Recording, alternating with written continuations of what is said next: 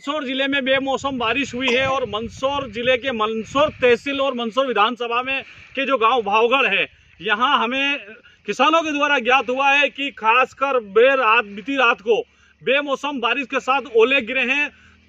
भारी तेज हवाओं के साथ ओले गिरने से अफीम, धनिया, इसबगोल सहित कई फसलें को नुकसान हुआ है।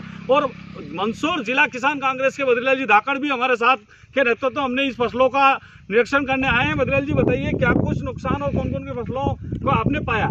आज हमने कई किसानों के खेतों को देखा है और खास करके अलसी, सरसों, गेहूं, चना, मेथी, मसूर, अफीम, इन सारी फसलों में भारी तबाही हुई है। ये हम देख रहे हैं कि किसान पूरी तरह बर्बाद हो चुका है। सरकार को चाहिए कि तत्काल सर्वे करवाया जाए। जी धर्मेंद्र जी बताइए कि किससे बारिश हुई है और किस प्रकार से रात कितनी बजे? रात को 1:30 बजे से लगा करके सुबह 8 बजे तक जोरदार बरसात हुई है। बीच बीच में ओले भी गिरे हैं और बहुत भारी नुकसान हुआ। किसान अपनी चैन की नींद सो रहा था, इसी बीच में वज्रपात हुआ है। इसका हमको थोड़ा लाभ मिलना चाहिए। हमेशा की तरह ऐसा नहीं हो कि लिपापोती हो जाए और हमारे पास मुआवजा नहीं मिले। पद्मनाभ जी, कौन कौन सी फसलों को मंदसौर जिले में जो नुकसान बताया जा रहा है आपके गाँव में, क्षेत्र में? अलसी, गेहूं, चने, अफीम में इनमें काफी नुकसान है। इसका मुआवजा मिलना चाहिए किसानों को। हमारे साथ भावगढ़ के सरपंच साहब बटेराव जी भी हैं। कितना नुकसान माना जा रहा है बटेराव जी?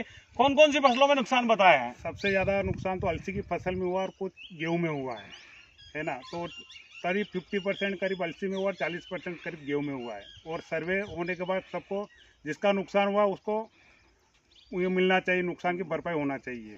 फसलों को नुकसान होता है और उसमें किसान बीमा और मुआवजा के लिए अपनी यातनाएं और अपनी मांग करते हैं, लेकिन किस प्रकार से बीमे के बारे में हमारे किसान कांग्रेस के अध्यक्ष जी बताएंगे कि हमें बीमा कैसे मिलना चाहिए, लेकिन क्यों नहीं मिलना चाहिए, ये बड़ा मुद्दा होता है। और मैं पूरे मंदसौर जिले के किसान भाइयों और किसान माइंडेड युवा साथियों से निवेदन करूंगा कि हमारी ये किसानों की मांग है, इसको ज्यादा से ज्यादा शासन और प्रशासन तक पहुंचाना चाहिए। जी बद्रीलाल जी बताइए, क्या कुछ बीमा? देखो, हमारे किसान फसल बीमा कराता ही इसलिए है और उस बीमे का नाम ही क्षतिपूर्ति बीमा है जी। यदि फसल में नुकसान हो तो बीमा का क्लेम मिलना चाहिए, क्योंकि यदि किसी ने बीमा कराया है और ये फसल में नुकसान हो गया तो सरकार ये नौटंकी क्यों करती है कि सारे किसानों का होगा, हम उसका क्या अनावरी आकलन करेंगे।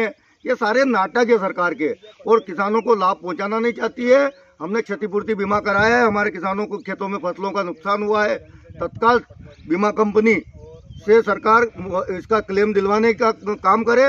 और सरकार भी संकट के समय में किसानों के साथ खड़ी रहने का जो दावा करती है, आज वो खड़ी रहने का दावा करने की बात छोड़े और किसानों को मुआवजे देने की बात करे। मंदसौर जिले के प्रभारी मंत्री राजवर्धन सिंह दत्ती गांव भी जिले के दौरे पे हैं और रात में मंदसौर ही रुके थे वो।